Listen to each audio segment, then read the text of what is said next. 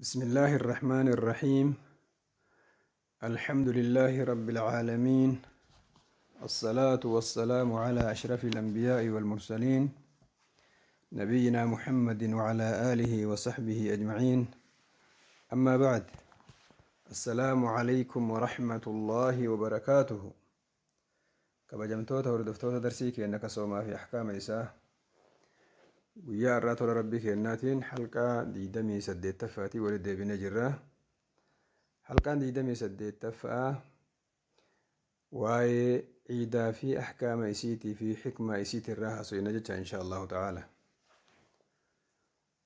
عيدا جتشونغا أيانا وقاك جنون سني أيانا وقا وان ددي بؤون عيدا جراني أدافع نرباتت وان تربانيت دي تربانين ديبو وجي أجيان ديبو وقا وقان ديبون عيدا جانيني شريعة اللي نغرتني قويا إسا كيستي غرتي نمني وقتي والقهو كشرين إسلاما كران وقد قويا لما نغرتي وقتي نمني كيستي والقهو عبادة إيقات أمورين بودت قولبي عبادة جتشون دندينا متحيد عبادة جتشون دندينا قويا غرتي أموتو من دا كيسا فرأة مجتشان جتشوني دندينا قويا سنين عيدا جلما عيد دقا إسلام ما كيستي قاية قدا بكا قدا قبدي وانو مكانت أيانا وقاجر أنيتو ما نمان كرورة بافتي سبب الدداتي في كاية توميتي وكان سبب الدداتي في كاية توميتي تانا إن شاء الله تعالى حكمة عيدا كيستي بل إننا نرهاسوينا دوبا الرقويان حلقة دي دمي سدت تفادا وهي عيدا الرهاسوينا جتشا أيانا وقاك جنون سنغا عيدي حكمي نسيد أمالين حكمي نسيدا علماء الإسلام قرأ بكسديت بياني ورّا فرض كفاية جرون تجرا واجب نمني ولرّا بكبو كيو نمني قرين صلاة نما كان الراكف نمني كون ماستوين ورّا جرون تجرا ورّا لك سنيمتي سنة مؤكدة سنة جبي فهمتو دا سنة إجودا جبي فهمتو كيسا قلتي ورّا جرون تجرا ورّا سنيه يومتي لك فرد العين جرون يوكان واجب نما هندرة تكو نماتين جرو تجرا جروت تكو نماتي رجرا جرو تجرا كنا في الدو علماء خلافني هنغانا قوهني جرا هدون إساني غرا غرتني فرد كفاية جتشو كانت دبان علماني غرا موتنو يو أدلا يوكان رقا إسيتي ودي بيته ورّي إنما هو أكا من القيم فا من تيمية فا من القيم فا شايك مؤسسة تكيسا اللي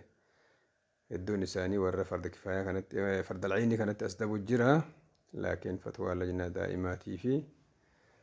الدون علماء ورّا فرد كفاية جرون سن غرس دبان جتشادا وندافو إيدا غرتني جبسو نور جرا صلاة عيدا رت فرد كفاية جنونو سنة مؤكدة جنويو أيانا وقعا كبجما غرتي والفاتحة إسلام برت بكي قدا كبوان تايف ويا سنيرتي غرتني صلاة كينا صلاة نور رأي قمادا أكو عبادة بروغا إشين عبادة غرتني مالي والفكاتي وجنة جمعة والفكاتي صلاة جمعتي والفكاتي وان غرتي مسجد كيستي جمعة مسجد صلاة مسجد على صلاة متتاتي ملت حالا أمني كيستي والقو فيه yeroo nisi eeggatamudha yeroo illee gartee imaam ahmadiin faa biratti yeroo maciidaati fi yeroon jummaa wal galaa garaagarummaan isaa garteetiin waan xiqqashoodha baay'inni ummataa yookaan immoo hedduminni ummataa yookaan jama'aan ta'uun isiidhaan barbaachisaadha warra ulaagaa jedhutu jiraahu kanaaf ciiddi bakka guddaa qabdi jecha islaamummaa keessatti gaa mee xikmaan ciidaa maal inni waan jedhu irraa haasofna amma xikmaan ciidaa maaliif ciiddi karaa godhamte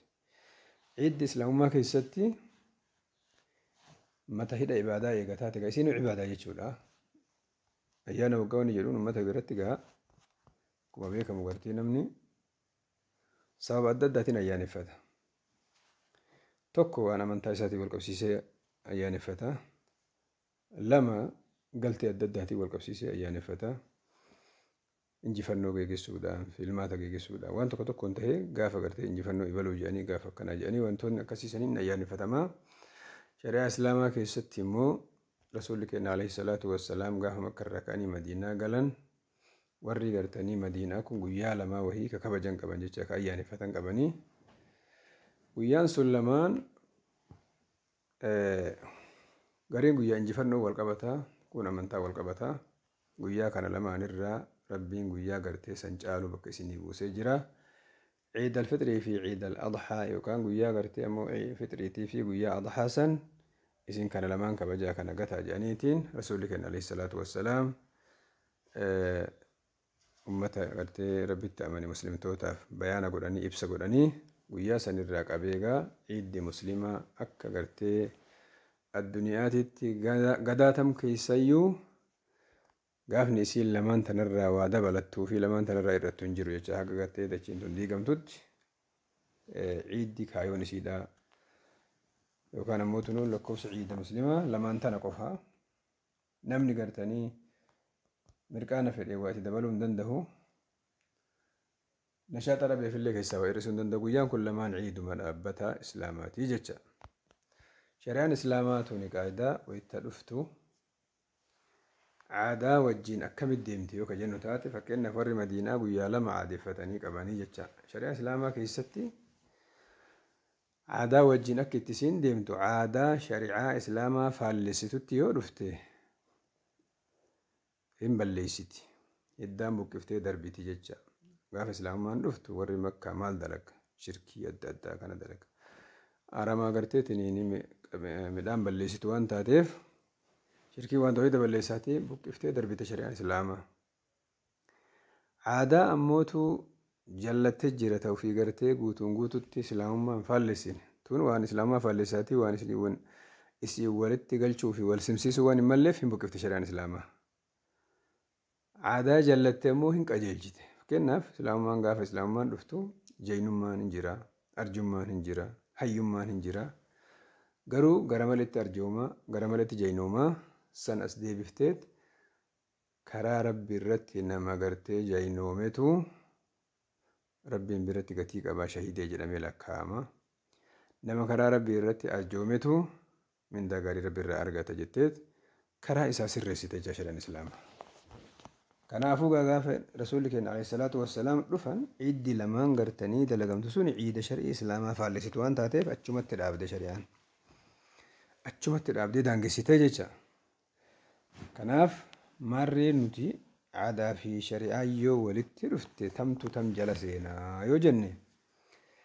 aadaa tana gartee yoo shar'ii wal simsiisuun kanuu malu taate wal simsiifne rakkoon qaba fakkeenyaaf nama duraan arjaa gara maletti waa baasu akkana jedhu kana fuutee rabbiif jecha kennadhu inumaa'uu kennaa keessatti yoo dho'isite irra caala rabbiif niyyattee jenneen sirreessineef jecha waan kennin hin jennuun arjaan arrabsamaa miti yoomuu laakiin karaa inni itti arjoome santu arrabsamaa waan taateef hin sirreessite jaynummaallee garteetiin hin faarfamtuudha laakiin karaa maletti jaynoome zulmi irratti jaynoome nama gartee saamuu irratti jaynoome kanaan dhiira jedhaniin gara maletti agartee dhiirummaa gara malee san gara isaa deebiftee karaa rabbii keessatti diin islaamaa nassaru irratti as deebiftee jecha kanaafuu aadaa fi shar'ii yoo wal dura dhufte yoo ammootu wal faallessite aadaan hin dhaabatti yoo ammootu waa xiqqoo jallattiin qajeelchina malee nulleen gartee cufa aadaa hiddaan buqqifna yoo jenne hawaasummaa guutuutu bada kan ammootu aadaan guutuun ilma namaa kana keessatti wanni hedduu warri aadaa tumu asaanaa kana malee dur hayyoota tuma aadaan bareedduun waa qaanfatuun dur bareeduma duruma qabdi dhugaa dubbatuun bareedduudha wal gargaaruun bareeduma tana gartee hawaasa keessatti itti dhufne aadaa dur jirtu kulli hiddaan buqqifnaa odoo hin taane aadaa gartee fokkattu kayoomuu gara karmiinuu gartee shari'aa waliin galle hin buqqifnaan dhugaadha laakiin ammoo aadaa sirreessuu dandeenya fakkeenyaaf namni keenya ollooma waliin jireenya hawaasummaa bareedduu qaba ta daangaa dabartee gartee namni daangaan eeyni daangaa itti goonaa fi ta biraata isaan irra jiran ammoo kaayoo dalaganiif san goonaaf duraan namni gartee namni haa arguu ibaloo akka naan haa jedhu akka hin taanetti rabbiif jecha dalagi jennaani akkasitti isaa sirreessina jechaadha kanaaf gaa ciiddi aadaan yoo wal simuu baatte wanni gartee ammootinuu aadaa sunni dhaabbatti jecha ayyaana waggaa jenneef shari'aa islaamaa keessatti isiin cibaadaan tawqiifa jenni tawqiifa jechuun inni akka shari'aan dhufeenitti haga shari'aan dhufeen saniin yeroo shari'aan keessatti dalagaa jedhe sanitti dalagamti jecha waan gartee namtolcheen keessa harka naquun qabdu. Haa ta'u malee guyyaan ciidaa guyyaa gammachuuti jecha jedhu kana keessatti ammas deebinee guyyaa gammachuuti. Gammachuu tan akkamitti ibsata namni? Yeroo walitti dhufe akka itti ibsatu qaba, waan waliin jedhu qaba aadatti. Mee jechoota san keessaa maal jenna? Fakkeenyaaf akka shari'aa islaamaa taqabbala Allahu minnaa wa minkum saalihal a'maal. Akkaataan itti gartee ciida walii gammachuu ciidaa ibsatan dalagaa gaarii dalayni rabbi nuufi isinirrallee haa jaalatu waliin jechuudha. Sunnaan tana kunu. Sanii miti abboo baga siin gahee waliin jenne hoo. Abboo baga gammaddayyee waliin jenne hoo. Kunillee hin taa'u takka rakkoon qabu. Waan shari'aa faallessu waan tokko keessa hin jirreef baga gammaddee jechuun gammachuu ibsatarraa daangaa waan taateef wanni gammachuu tana gartee gammadeen illee namtichi kun gartee ciida waan ta'eef maadaama ciidaan waan inni ciidaan gammadeen gammachuu ciidaa ibsatu irratti jechoota babbareedduu baga siin gahee baga gammaddaan waggaallee rabbitti nu haa deebisu kabaranaa kabara gartee ammootin iyyuu gareellee waliin jechuun maashaa Allah rakkoo takka hin qabu jecha taqabbalallahu minnaa wa minkum saalihal a'maal jechuun ammoo irra bareedduudha du'aa illee of keessaa qabdi. Tuun illee gartee rabbi waggaatti nu haa deebisu akkana jechuun du'aa hima qabdi. Lamaanuu yoo wal bira fayyadamne ammoo irra bareedduudha jechuu walii qabne. Fakkeenyaaf taqabbalallahu minnaa wa minkum saalihal a'maal jechuun takka du'aa bareedduu arganne lammata malee baga gammaddan gaaboo baga isiniin gahe waggaalleetti nu haa deebisu yoo jenne itti daballee tunis gartanii gammachuu san qajeelaan ibsatuu fi qaama gartee jecha kana jennuun illee gammachuu seensisuudha. Guyyaan guyyaa gammachuu gartee gamaa gamana walirraa qoodamu waan taateef karaa kamiinuu yoo gammachuu ibsannee jecha fokkataa bichaa keessan makin malee inshaallahu ta'ala wanni gartee rakkina qabu hin jiru jecha. Maarree ciiddi shari'aa islaamaa keessatti guyyaa kam taati? Waan ajaa'ibaarraa ciiddi teennaa ibaadaa gugurdoo lama arkaan islaamummaa keessaa ibaadaa gugurdoo lama boodaan taati jechaadha maashaa Allah. Sunis ruknii ramadaanaa soomnee geessinee guyyaa 29 yookaan guyyaa 30 akka garteetiin namootinuuhu inni guyyaan baatiin sun taate irratti gaafa geessineen boodatti guyyaan garteetiin 31ffaa yookaan shawwaal irraa guyyaan tokkoffaa guyyaa ciidaati. Eega gartee sooma ka rabbiin nurratti wajjabsiise geessine boodatti gammachuu gartee guyyaa sooma kana geessuutiin maashaa Allah.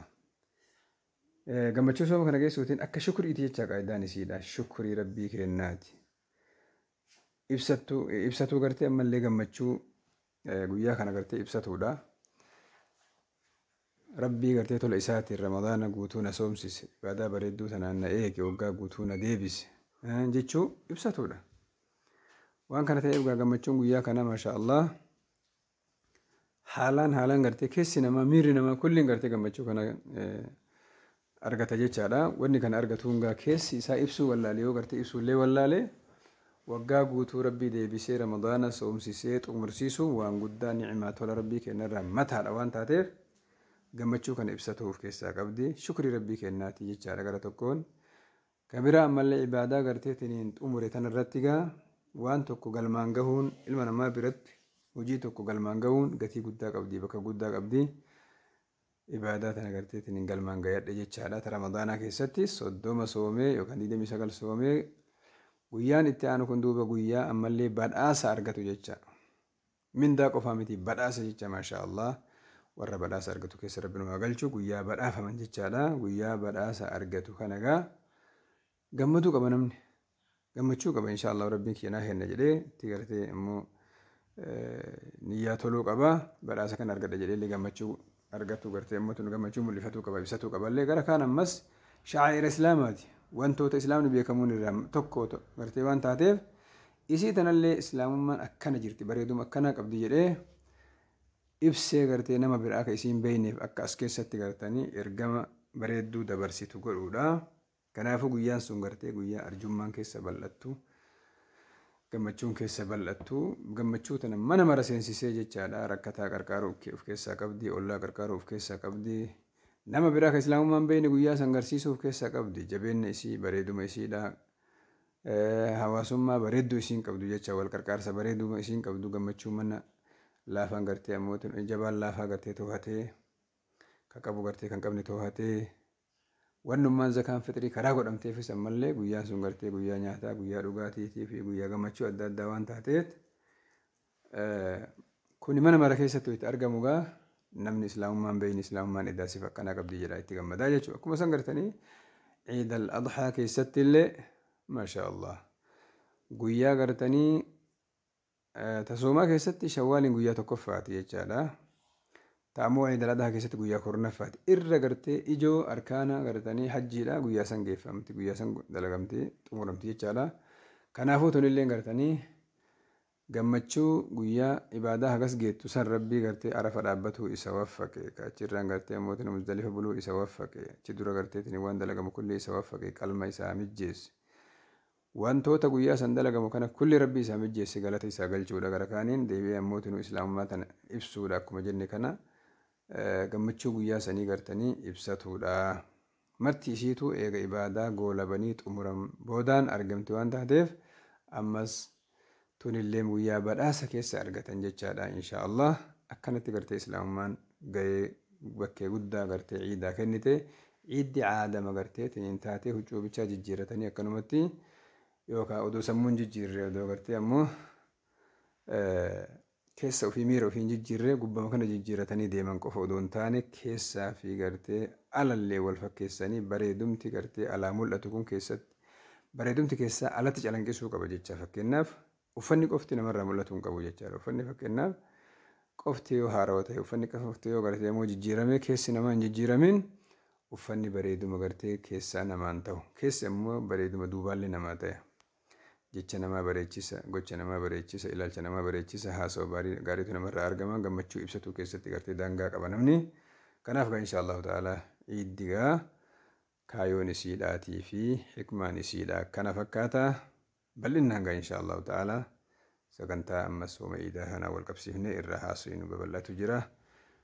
mata duree biraatiin akka walitti deebinutti kana asuma irratti gabaabsinaa jazaakumullahu khairan baarakallahu fiikum waggaa guutuu rabbi itti nu haa deebisu jenna wassalaamu alaikum warahmatullahi wabarakaatuh.